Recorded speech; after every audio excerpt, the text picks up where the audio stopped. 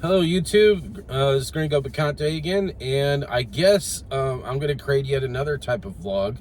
I'm going to call it the ufology vlog or something. I'll come up with a good name for it. But there's a lot of UFO stuff going on around the world, and I wanted to vlog about it. And it's not just because other YouTubers are doing it, I want to do it too. Yes, that is kind of true, but I actually have a lot to say on this. I actually have some good information on this UFO stuff. And for those of you that's been following my trucker vlog, and I'm actually in the middle of over-the-road training with an over-the-road trainer, or I'm going to be doing like 25,000 miles with him, but he wanted to go, he's a lease operator, and he's home with his family for a couple weeks for Christmas, and I don't really have a home to go to because I kind of lost everything in the pandemic, and I've been kind of renting a room with my sister for the last 4 years. One of those years I was actually in Mexico, and during the last 4 years I basically was kind of forced to go from being a welder for 13 years. I was fabricating bulldozers and excavators for Caterpillar in 2020, but the pandemic started shutting the factory down, and that kind of forced me into door dashing for a while, and I discovered that I like driving for a living, and me becoming a trucker is the result of me trying to figure out how to make more money driving instead of fabricating things. And at the same time, I fell in love with Mexico, so I'm basically using the trucking trade to basically develop that set of skills so that I could save up a lot of money, build up a lot of savings rapidly, probably be a trucker for a couple years, and then move to Mexico. But that's my trucking vlog. This is a UFO vlog that I'm doing because I actually have a lot of information to share with you. And yeah, I have a lot of information to share with you. And I want to tell you sort of a little story on how I got into ufology, because I've been into it. I've been in ufology for like 4 years now. And for those, are you wondering, no, I'm not a quote-unquote believer. And I choose to have sort of a neutral / positive attitude towards the whole subject. Because around 2020 is when I kind of walked away from religion. That's a long story in and of itself. I've just sort of, I'm 38 now, and I kind of believe that having a belief system is sort of a bad idea, and I believe more in science, but that's because even though I'm not religious anymore, I still use a lot of religious terminology. So when I say I believe this, I believe that, what I really should be saying is I hypothesize, but it's just easier to pronounce believe. But that's what I mean when I say I believe something, is that I hypothesize that might be true.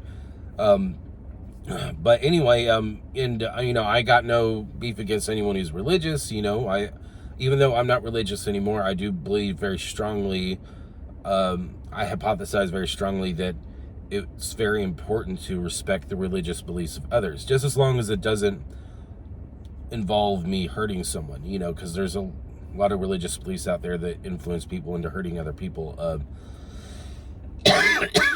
But there's also good aspects of religion, where there's a lot of religious beliefs out there that have inspired a lot of people to want to better themselves and try to help other people out. And so on the one hand, religion has been known to cause a lot of violence and death and destruction. But on the other hand, religion has been sort of the primary means of motivation to actually develop a civilization. So it's sort of a two-edged sword. But I don't choose to not believe in aliens, because that's a belief system. Just like I don't choose to not believe that there's a God, because that's just as much of a belief system as believing that there is a God. Is there a God? I honestly don't know. For a long time, for the last few years, I was calling myself an atheist, but now I don't think that's accurate. I think maybe agnostic, or I just prefer to say I try to keep an open mind, because the universe is infinite. It's impossible to know everything.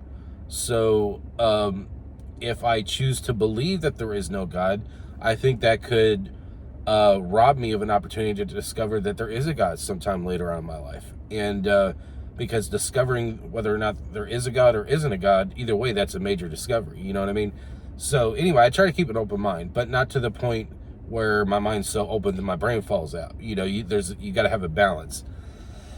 That being said, about this UFO stuff, about 4 years ago, I started to get into ufology because I absolutely love science fiction, and I've watched every Star Trek episode and movie there is a gazillion times. I was raised on Star Trek. I was raised on Frank Herbert and Isaac Asimov, and around that time in my life, I just couldn't find any good science fiction, and movies started really sucking. Any sci-fi thing that came out was just horrible. Stargate franchise already kind of ran its course and kind of died out. There was just no good science fiction out there. So out of a desperate attempt to find some good science fiction, I fell down the UFO rabbit hole, which is easy to do on YouTube. And I think I've listened to just about every UFO story out there, no matter how ridiculous, and I found it to be a good source of sci-fi entertainment. That's how I've always looked at ufology. But like anyone who falls down the UFO rabbit hole long enough, you begin to learn some things that actually make you realize that there actually are UFOs out there. And there's a lot of documented proof. Even the military has come out and shown documented UFOs. So I want to give my own personal speculation on what's going on based on things that I've learned. And I'll start off by, and this is probably going to be a very long episode, because I'm basically going to be talking about 4 years worth of research in ufology I've done. And let's talk about the F-22 Raptor, for example. A really awesome fighter jet. It's from my sort of aerospace engineering hobbyist perspective, it's basically like a stealth version of an F-15. It's a very well engineered plane, in my opinion.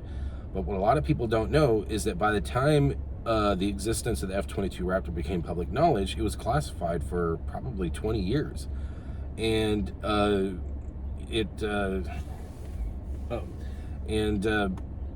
were 3 versions of the prototype, and I think only one version actually made it, and that's the version that's being used today. F-35, there were 3 different versions made, and I think there are still 3 versions that are being used right now. Now, I'm saying that because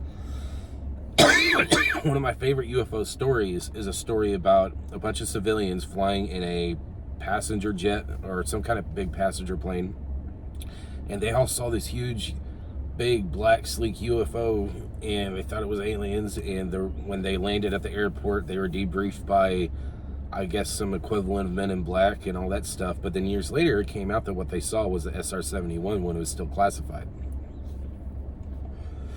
Which makes sense, because despite the fact that today the SR-71 is an old, obsolete plane that you can only find in a museum, it still kind of looks like a spaceship. It looks so cool that the X-Men actually used it in that sci-fi franchise, as they used some modified version of it. And, it's a cool looking plane. And also, if you're ever to watch an F-117 or B-2 stealth bomber take off, and you're watching it from behind, for a brief moment, it kind of looks like a flying saucer, or one of those flying black triangles that they call the TR-3B. And so what is that noise? Oh. And so my speculation is that if any of these UFOs are real, they're probably classified craft. And there's another UFO story I want to share with you. Back in 2007-ish, an old Vietnam veteran loaned a book to me, a history book about World War II. And I can't remember the name of the book. All I remember is that it was out of print for like 20 years by the time he gave it to me. And it told the story of a bombing mission against Germany. And I think it was either just British forces or it was combined Allied forces that was going to bomb Germany, and it was a large bomber fleet, probably also escorted by fighter planes. And but this bombing mission against Germany was a disaster, and it was a failure because the Germans, when they defended themselves, they and I'm not speaking in defense of Germany, where I'm just telling you what I read in the book.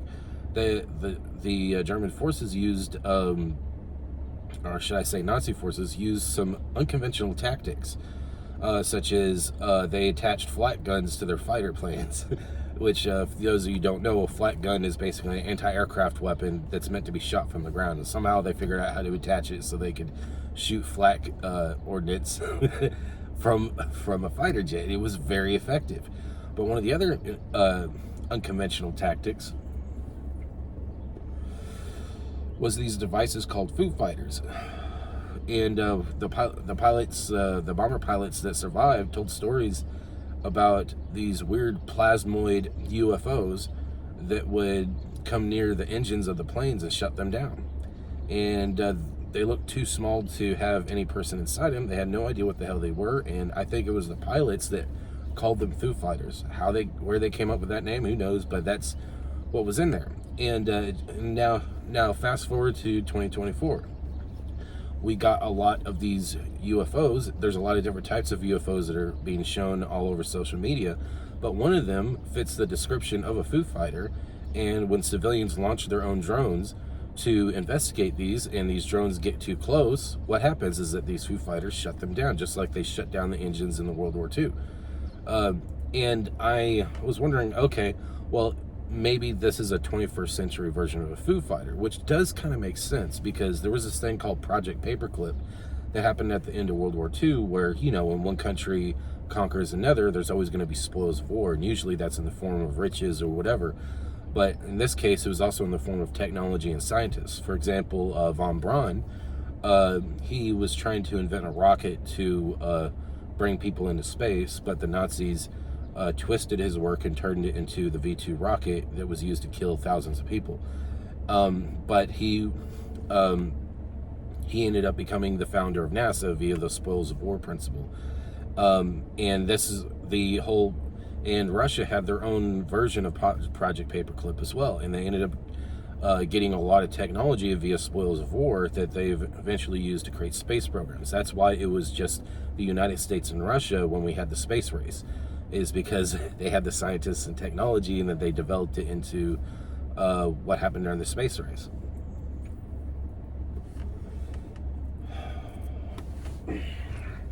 So if Foo Fighters were actually some kind of Nazi super weapon, it would make it, then that means that Nazis had the history's first military drones, if that's what they were.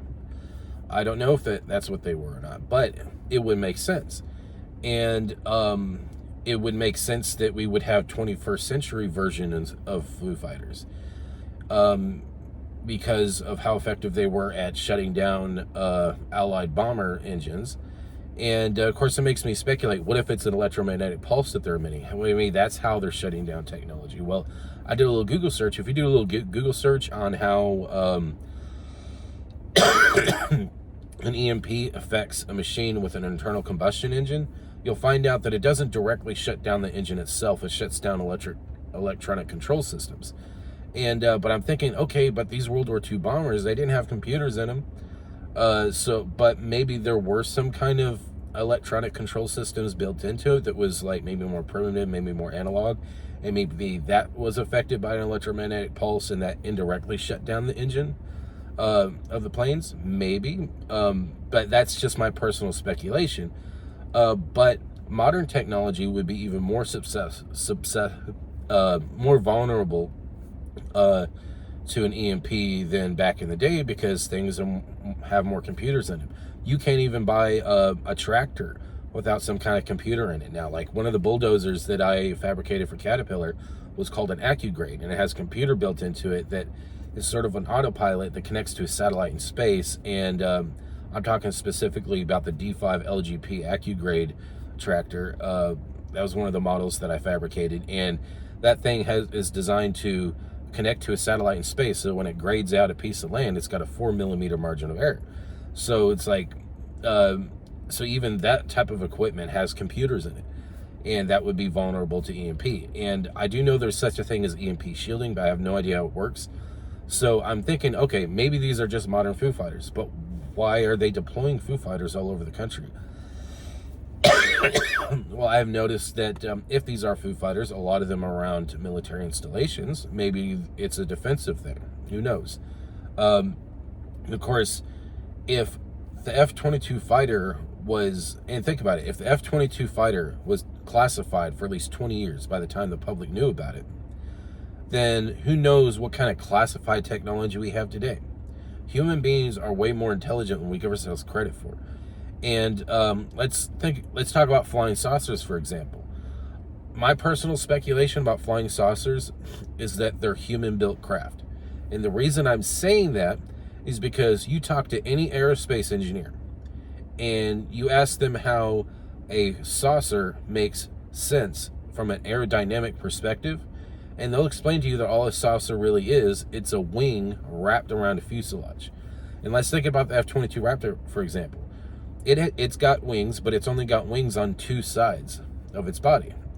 And that's because an F-22 Raptor is designed to travel in one direction, forward. And the engines provide the thrust that causes the plane to move forward. But the point of that is to get air to move over the wings, because when air moves over the wings, it generates lift because it causes air to be less dense over the wing versus under the wing, and that's how lift is generated. But it's designed to go in, that plane is designed to go in one direction, forward. But if you have an omnidirectional vehicle, it would make sense to have a wing wrapped around it. Because think about it, every single time you see a photograph of a saucer, and sure, a lot of them are fake, some of them are real, but it's so convoluted you can't really tell where the fakeness ends and the realness begins. But you notice that they're always horizontal. You never see a flying saucer like this. Now, I've seen some pictures of a flying saucer like this, but never like this. They're always traveling like this. And that's the direction the wings are pointing. So it makes aerodynamic sense. So, in my opinion, the design of a flying saucer couldn't be more human. So I wouldn't be surprised at all if there are human beings inside these saucers. And these saucers being mistaken as alien craft is probably the 21st century equivalent of people mistaking the SR-71 as a UFO. Excuse me, it's just allergies this time of year. But yeah, so it wouldn't surprise. I don't know if these are human-built craft. I don't know if they're aliens or whatever. I'm just a normal civilian, but I'm a civilian who pays attention and does his own research, and it just appears like human craft to me. Now, there's a lot of other UFOs that don't even remotely look like any flying saucer. A lot of them just look like a ball of plasma, or they just look like a big force field, and there could be something inside the force field. Who knows? But there is an aerodynamic reason on why you would want to build a craft that is surrounded by plasma. For example, one of the hypothesized ways to design a real-life flying saucer is, one, have a fusion reactor, and two, and use that to power what's called MHD propulsion, which is magneto-hydrodynamic propulsion. And I'll give you a quick breakdown on how that would work in atmosphere, because if you look up MHD, you'll find that it's a form of propulsion that was used on boats, where you would use the salt content in the water, because salt is a good conductor of electricity, to create magnetic fields. You would take electromagnetic fields, you put them at a right angle, and that creates what's called the Lorentz force. It's something that you observe very commonly in electric motors. And we use the Lorentz force for propulsion for maglev trains. We use them for electric motors. And in MHD, you basically would use it to create a Lorentz force to cause the boat or submarine to move. Now, there has always been a hypothesis on how you can get MHD to work in atmosphere.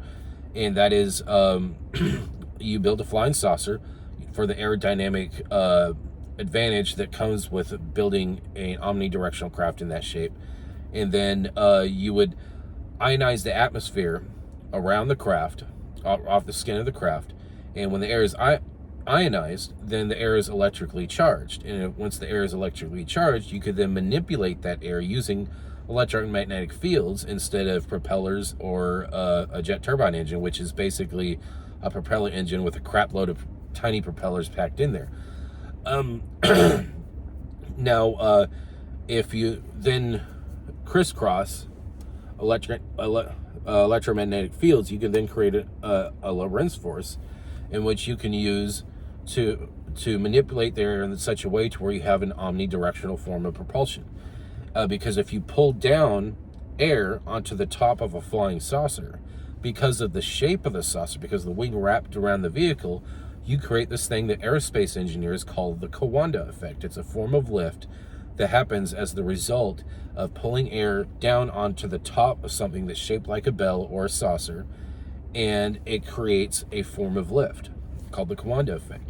And you can look it up on YouTube. There's people that has actually created what are called Coanda drones, where they actually do that, but they actually put a small propeller on the top of the dome, because for some reason, if you elongate the dome, it makes the Coanda effect more efficient. Which brings me to something that I've learned in the ufology field. There's a famous UFO called the Nazi Bell, which when I look at it, my brain says it's a Coanda craft. It was probably one of humanity's first experimentations. And it would make sense if the Nazis experimented with MHD propulsion back in the day, because a lot of people don't know this, but the Germans invented humanity's very first jet fighter. And but unfortunately, the war ended too soon for those jet fighters to be mass produced and actually be used in battle. As far as I know, not a single Nazi jet fighter was ever actually used in battle. I think they were blown up on the ground before they had the chance to be used.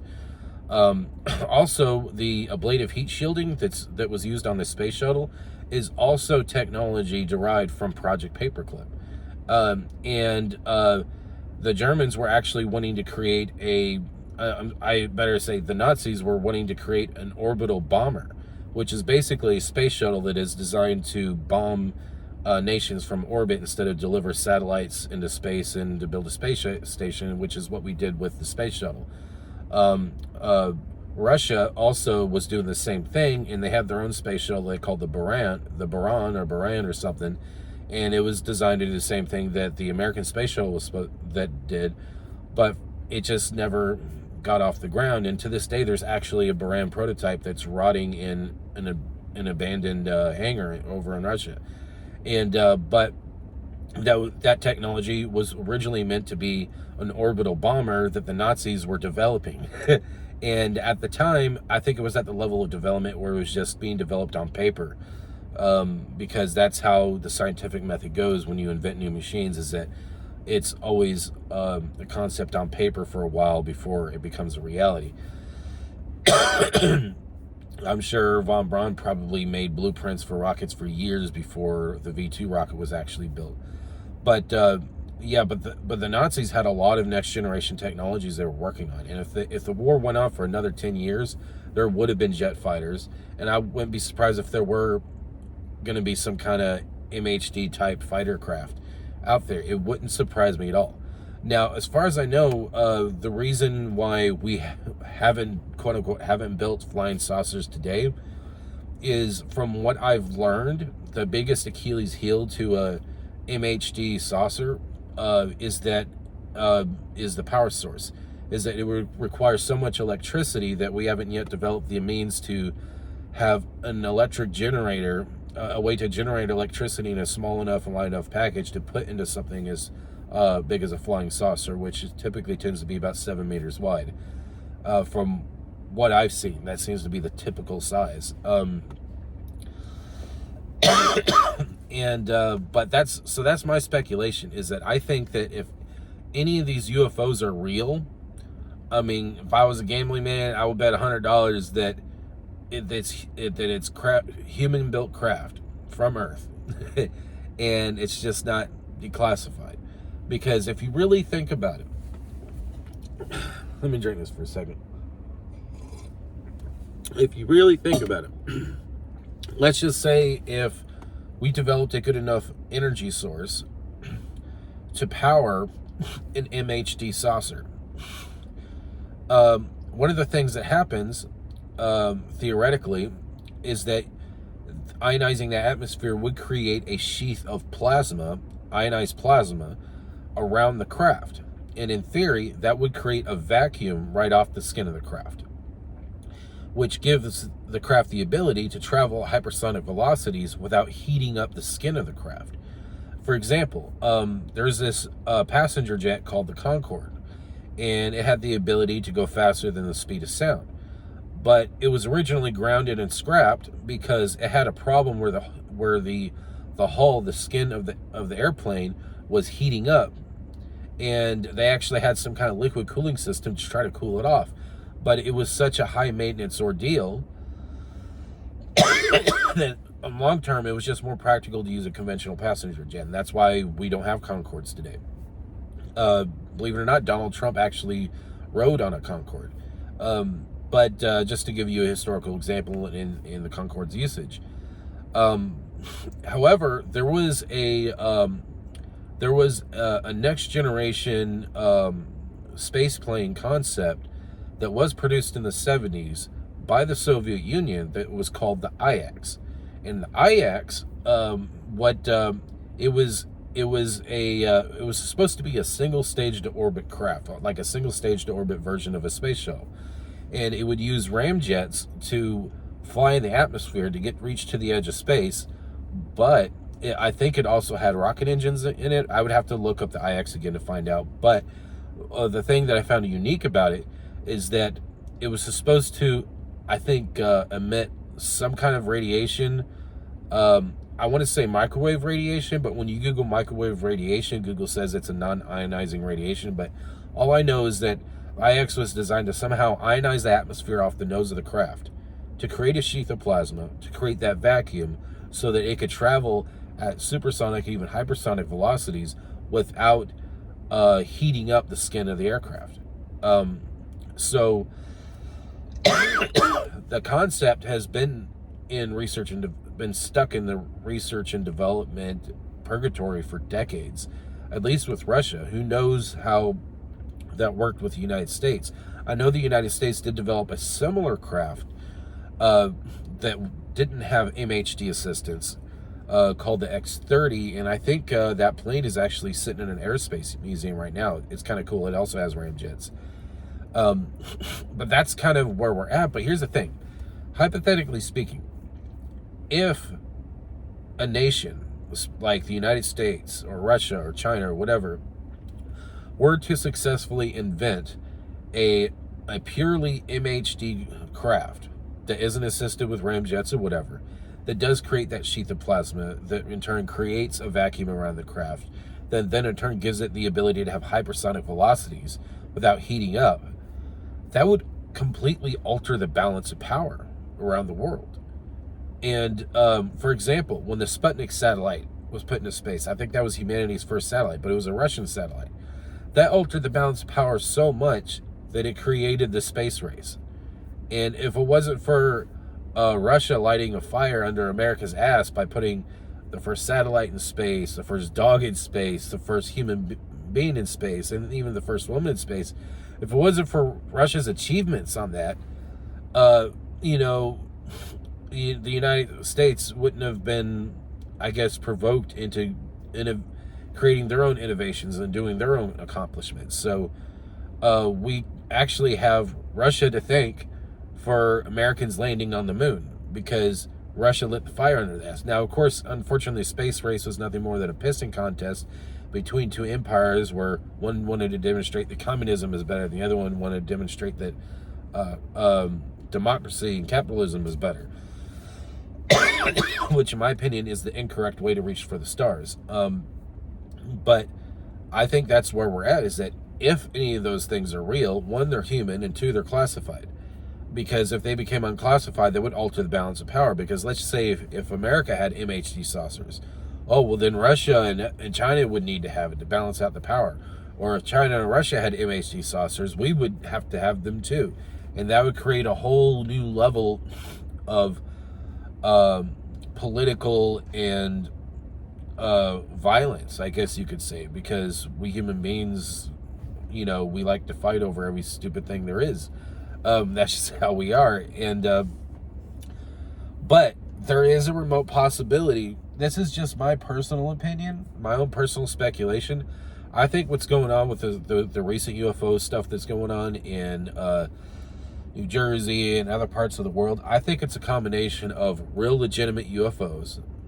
And now these ETs could actually either be from Earth, breakaway civilization, or from outer space. And then you got us launching our own stuff to investigate that stuff. But from the civilian level, we can't really tell the difference, except some of them have the FAA regulated red and green blinking lights that are meant to help us determine which direction aircraft is going. But so it could, is it human classified craft? Is it aliens? Is it something we haven't thought of? The answer is probably all the above, because life is complex. But I think that's where we're at. But there is something that I want to point out, since we're talking about ufology. As I explained to you in this video, the whole reason I got into ufology is because I see it as a good source of sci-fi entertainment, especially since a lot of the stories are obvious bullcrap, but there's a lot of people out there that believe in it. And ufology has sort of mutated from just a field of study to now it's sort of, excuse me, it's sort of a combination of a field of study. In some aspects of ufology has sort of turned into a religion, because people want to believe. But the thing is that you turn into a belief system, that's only going to lead to bad things, because you're abandoning the scientific method. We don't know what the hell these things are, at least on the civilian level. And on the government level, I mean, if you're one of the people in government actually knows what the hell is going on, that's the equivalent of winning the lottery, because of how compartmentalized everything is. And the real reason they compartmentalize everything is not for national security, so they can get away with shit.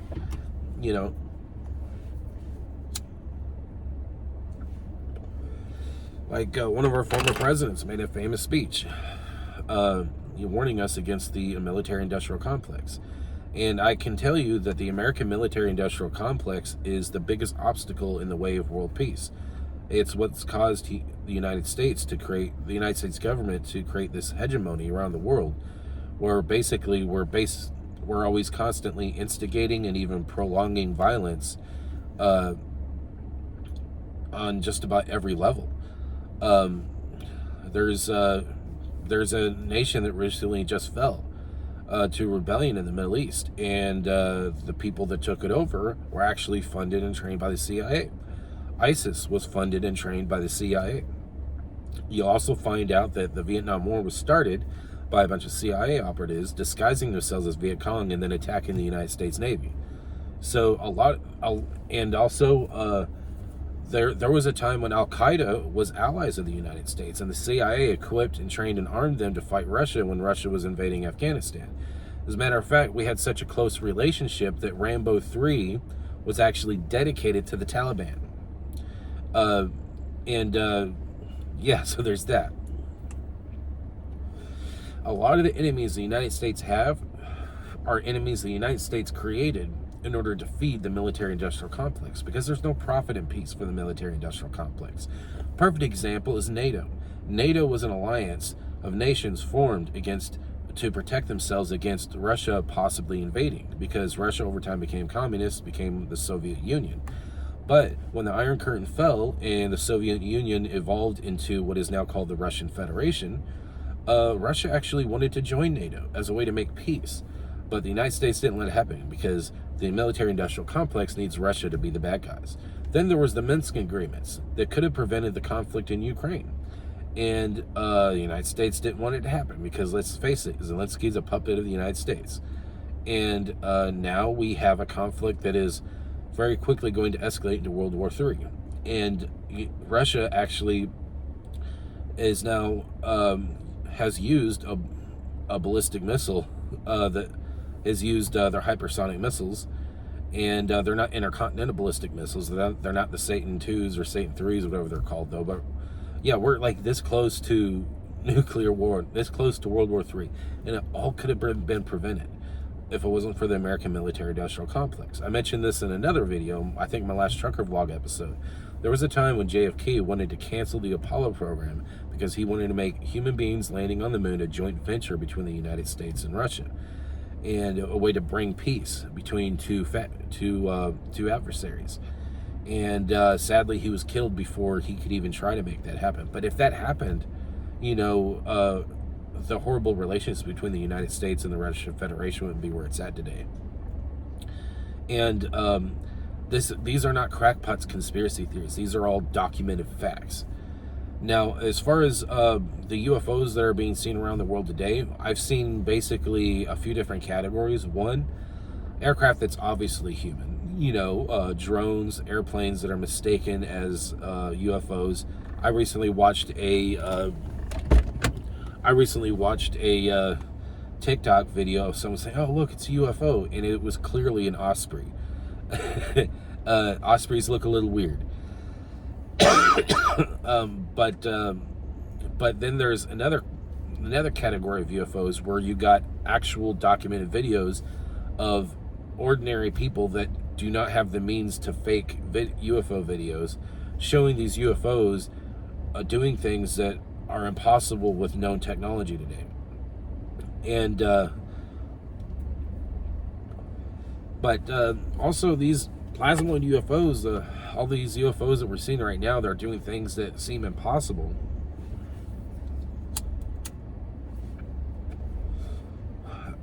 That is that's the other category of UFOs, where it's like, okay, it's either secret government shit or it's actual aliens. Yeah, so there's probably 30 different categories of UFOs that are in the sky. People that mistake human-made aircraft as UFOs that are not classified aircraft.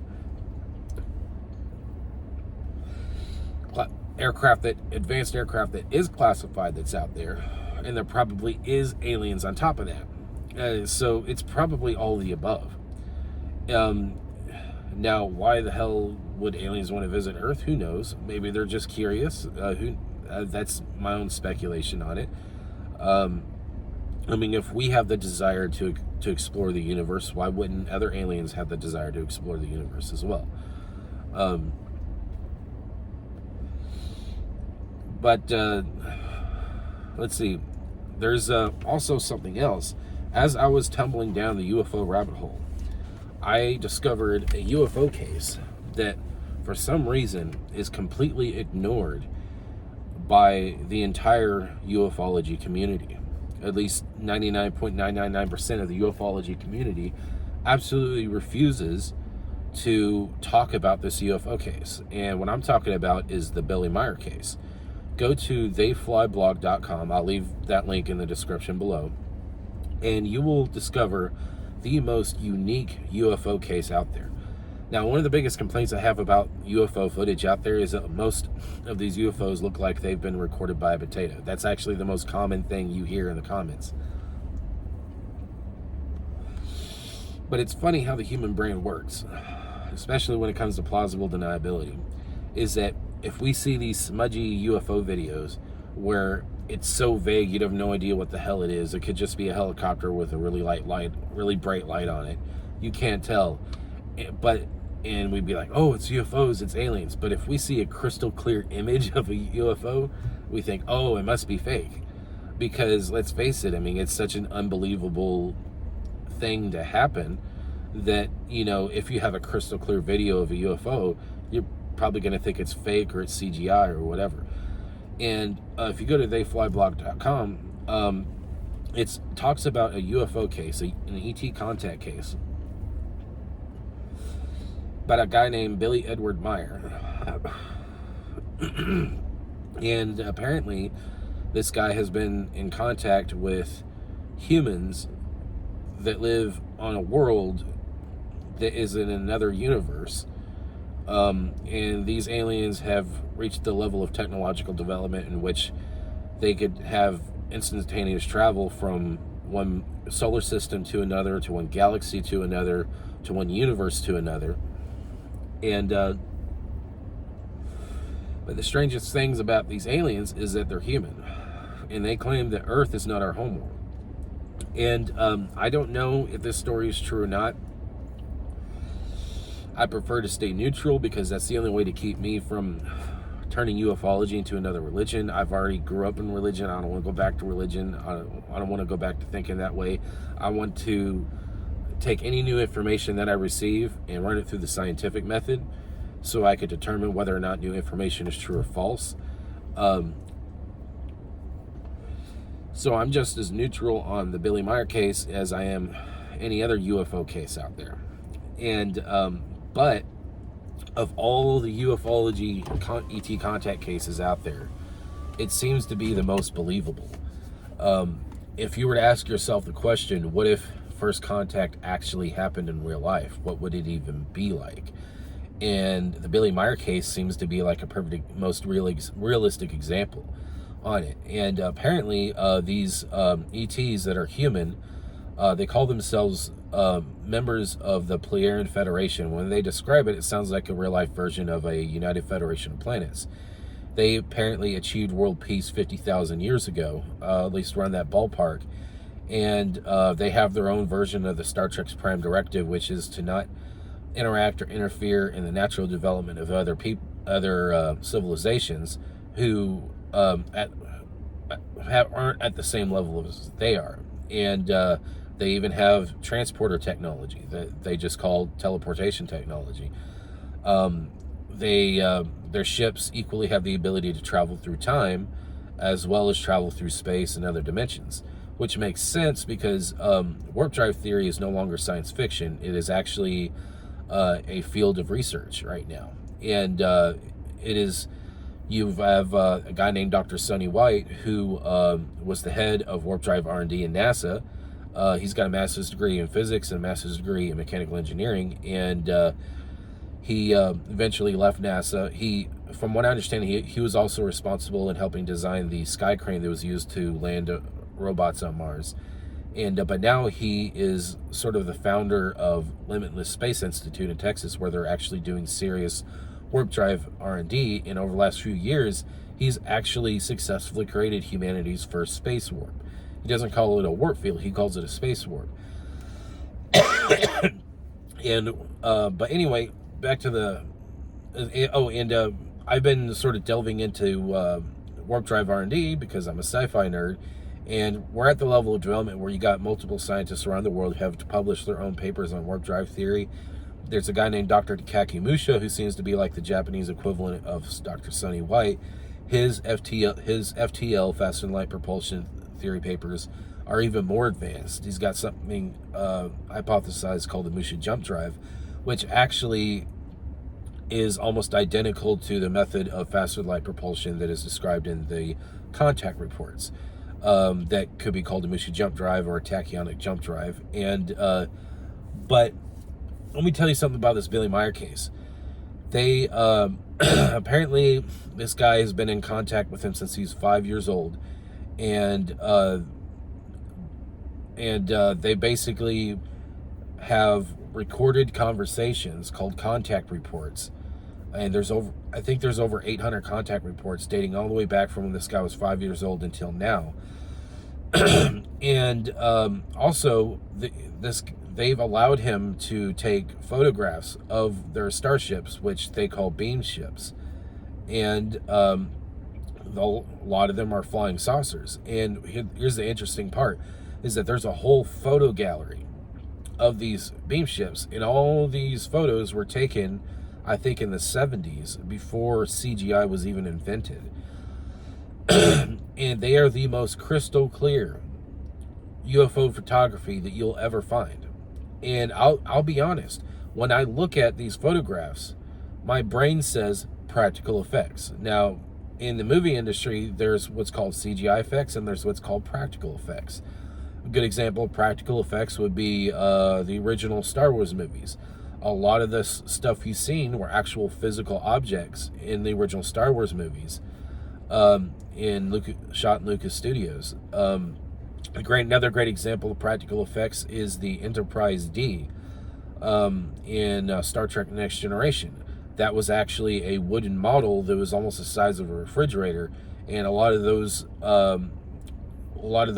practical effect sequences was also recorded in Lucas Studios, believe it or not. And eventually Star Trek production evolved into it being more CGI. Like, I think the USS Voyager, I think, was a CGI model the whole time. And I think towards the end of the Next Generation series, the Enterprise ended up becoming a CGI model. But that's a good example of practical effects. Also, the 1960s Enterprise, that was an 11-foot wooden studio model. That's a good example of practical effects. So when I look at these, my brain says practical effects, but I'm not a photography expert. So all I know is that it could be very well good hoaxed photography, or it's real. But as far as UFO photography is concerned, it's the best UFO photography you will ever see in your life. And it also shows a perfect example of our psychology as human beings, is that when we see crappy UFO photography, we think those UFOs are real, or we at least want to believe they're real. But if you see crystal clear, top-notch quality UFO photography, we automatically assume it's fake. And that's just the weird thing. And it's like, the only way that we'll actually see a UFO and actually think it's real is if we see it from our own eyes. And the reason is because we've been lied to so much by our own governments, and we're surrounded by so much BS that it's kind of hard to tell fact from fiction, where the lies end and the truth begins, where the hoaxes end and the real stuff begins. But there's some interesting things about the Billy Meier case that gives it more credibility to me personally than all the other UFO cases. And that's the fact that these beings, these Pleiadian, time travel just as easily as they travel through space. And as real life warp drive R&D is concerned, if you dig enough deep into that rabbit hole, you realize that it is possible to travel faster than the speed of light within general relativity, just as long as you do a list of things, and you could do your own Googling on warp drive theory. But bottom line is that the only way to beat the cosmic speed limit, which I'm going to tell you something, the cosmic light speed limit is actually a metaphor. There's no literal speed limit. As a matter of fact, the speed of light is actually relative. And that's due to the warping of the fabric of space-time from gravity. But it is travel to go faster than the speed of light within general relativity. But there's some interesting things that happen when you approach the speed of light. You have time dilation problems. And also, if you travel faster than the speed of light, you're also in a way traveling through time. It breaks causality. But if you warp the fabric of space-time around a vehicle, you can insulate yourself from the issues of time dilation, accidentally traveling through time. But in theory, if you modify a warp drive, you can actually basically turn your warp ship into a time machine as well. And that's what modern warp drive theory shows. And there's actual episodes on Star Trek where they modify their warp drive so they could travel through time. And there's a few. But yeah, so it would make sense that an FTL capable civilization would also be able to travel through time. And because of the time travel aspect in Billy Meier's contact reports, you got these things called prophecies and predictions, where they obtain knowledge of future events through either time travel, some form of precognition, and just through very intelligent speculation. And they've predicted a lot of stuff. And all their contact reports have copyrights on them. So if, let's just say, if one contact report says that we're going to discover a new planet in the solar system, I'm not saying the contact reports say that, I'm just saying if a contact report says that in the year 1997, and then in 2026 we discover a new planet in our solar system. Because there's copyrights on these contact reports, you can actually prove in a court of law that Billy Meier knew about that extra planet before NASA discovered it. And then you got to ask the question, how did the hell did Billy Meier know about that extra planet? And he'll claim that it's because he's talking to time-traveling aliens. And then you have to ask yourself the question, okay, either this guy's a brilliant scientist and a brilliant hoaxer, or he really was talking to aliens. And the thing is there's actually a lot of information like that in the contact reports. He's actually predicted a lot of discoveries in our solar system made by NASA before NASA made those discoveries. And just dig into it and you'll find it yourself. There's this guy named Michael Horn who's the sort of the creator and leader of the theyflyblog.com, and he has numerous videos, numerous articles that shows all this information. This information predicted the Ukraine and Russia conflict. It predicted a lot of historical events that's already happened. And so I don't know if the Billy Meier contact case is real. I'm neutral positive on it. But the more their prophecies and predictions come true, the more it seems to have more credibility. It seems like over time, the more I learn about the Billy Meier case, and I combine that with paying attention to what's going on around me, the more likely it seems that the Billy Meier UFO case seems to be possibly the most likely candidate of a UFO/ET contact case actually being real and not bullshit. And it's really interesting. And also the fact that the majority, 99.99999% of the whole ufology community out there completely disregards the Billy Meier case blows my mind. And it would make sense if the majority of ufology is just a bunch of TV evangelist type bullshit that's just meant to make money, and they can't profit off the Billy Meier case. And also you'll find a lot of people out there saying, oh, the Billy Meier case has been debunked, blah blah blah. But it's like, oh, what happened? And if you go down that rabbit hole, what I find as me, I'm just a regular civilian. I'm not a photography expert. I'm not an expert on a lot of things. I'm just a regular guy. From my perspective, you have one set of experts that has all these facts saying the Billy Meier case is real. And then I'll just use photography as an example. You got a lot of photography experts out there that have done forensic research on Billy Meier's photography. And they have determined that it is actually real and it's not fake and has not been altered. But then you got another group of people out there that also claim to be photography experts and have done their own analysis. And they say that, hey, we're experts and we're saying that this is fake. Therefore, you should believe us because we're experts. Which means that I myself would have to spend my entire life becoming the greatest photography expert in the world in order to figure out which groups of experts are lying. Which of the two experts groups are lying. And if I discover that they're real and I come out on the internet and say, hey, this is real, I'm a photography expert, I've analyzed it and it's shown to be real, well then all I've succeeded is joining one of those two groups of people, and the rest of us normal people are going to be left being like, okay, which groups of so-called experts do we got to believe? And then it's another belief system where you either believe that it's real or you don't believe that it's real. So I'm forced to be neutral on it. But I'm kind of addicted to this Billy Meier case now, is that my ufology hobby has gone from being a source of sci-fi entertainment to now it's like something I take seriously now. And I've watched the world go from treating people who are interested in UFOs like tinfoil hat losers to actually taking the UFO case seriously. And of course, it's hard not to take it seriously, especially you live in New Jersey and you see all this weird shit in the air and you're like, what the hell is even all of this? And you send a drone up there to investigate and it shuts your drone down. You know, it's like, it's hard, it's becoming too big to ignore now.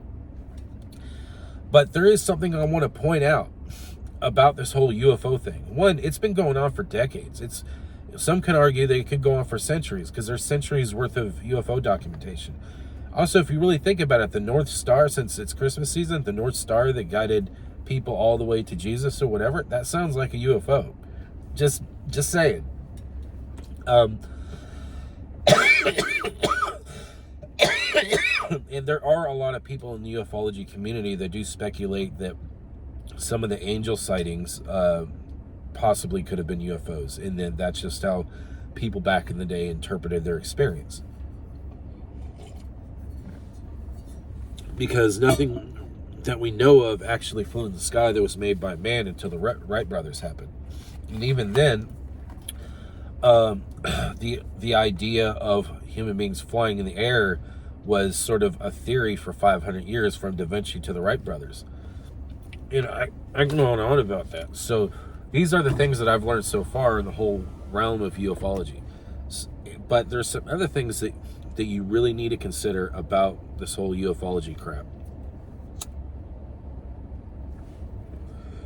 And this is probably the most serious part of the video here. Let's consider the timing of this increase in UFO activity. Is that, what if it's a distraction? I mean, it wouldn't be the first time the media's tried to distract us and manipulate us on a lot of things. What happened right before this whole UFO thing started here in December? Oh, that's right, a presidential election. There's always something crazy that happens in presidential elections. As a matter of fact, January this year, I was telling my family, I say, look, there's probably going to be some mass shootings this year. And they're like, why? Because it's election year. There's always a mass shooting during election year. And look what happened. A presidential candidate got shot in the ear. And there was other shootings. It always seems to happen during election year. So it's like this whole UFO thing could just be a distraction to distract the average person like you and me from the fact that the United States government is starting World War III with Russia. World War III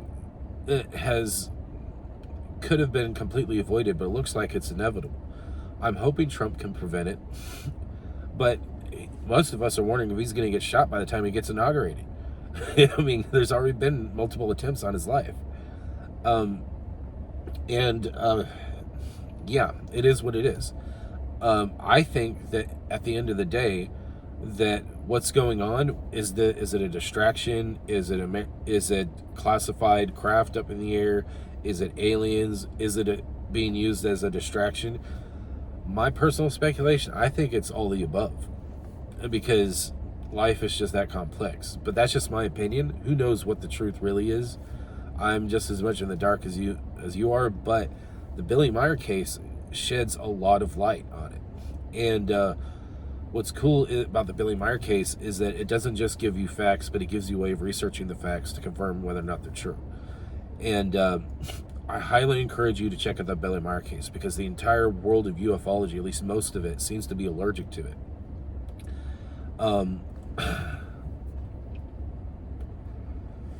Yeah, but these are the things that I've learned while falling down the UFO rabbit hole. And very rarely do you have any of these so-called UFO experts on YouTube even acknowledge the Billy Meier case. And it's very weird, but if the Billy Meier case is actually true, then it would make sense why it's being ignored and why it's being censored. And Billy Meier himself has actually had over 20 assassination attempts on his life, because of the things that he's been saying, the information that he's been revealing. And as far as I know, why are these players contacting him? It's like, I think it's, from what I've read in the contact reports, it's probably the best they can do to tread on the line is trying to help humanity without violating their own real-life version of the Prime Directive that you see on Star Trek. They don't... But yeah, it's interesting. that you should check out the Billy Meier case. If you check out the Billy Meier case and you follow the Billy Meier case, ufology makes a lot more sense. But for the most part, ufology is nothing more than a religion. It's really is. It's just bullshit. It's just a good form of sci-fi entertainment. And for the government, it's a good way to distract people. Because I think that the military-industrial complex could be using this UFO issue to distract the American people from the fact that Potato Biden has authorized the use of ballistic missiles onto Russian territory. So has the UK, and that's caused a huge increase in the violence over in Ukraine. All that crap could have been avoided if they just let Russia join NATO. Then they would be allies with Russia. But, the American military-industrial complex wouldn't be able to profit from selling war weapons if they did that. But so that's what's going on in the world. And this is just information that I've sort of observed, and I've absorbed so much of this information. Now I'm at the phase where I'm actually sharing what I've learned. And this is probably going to be the most honest, down-to-earth ufology video that you will watch on YouTube. The only other thing that could be more so than that is anything from Michael Horn's YouTube channel, which I will also leave a link in the description below. But like I said, I don't believe in the Billy Meier case. I don't not believe in it, because either way it's a belief system, so I stay neutral. And as I do with anything, like if you walked up to me and told me you saw Bigfoot, I can't believe or not believe you, because but I would be not convinced, because that's such an unbelievable thing to claim. I mean, come on, it's Bigfoot, Same thing with aliens, If a real life first contact scenario happened, it would have to be such an honest and out in the open thing that it would take years for humanity to even accept that it's real, because we've been lied to so much. We lie to each other about it, and our government lies to us. And especially since we live in a world where if you lie to the government, it's a felony, but if the government lies to you, it's politics. It's just, this is the way our world is. Anyway, this has been an hour-long video, but I hope this helps you in trying to figure out what the hell's going on with this UFO thing, because this is what I've learned so far, and hope this helps someone. All right, to the next video.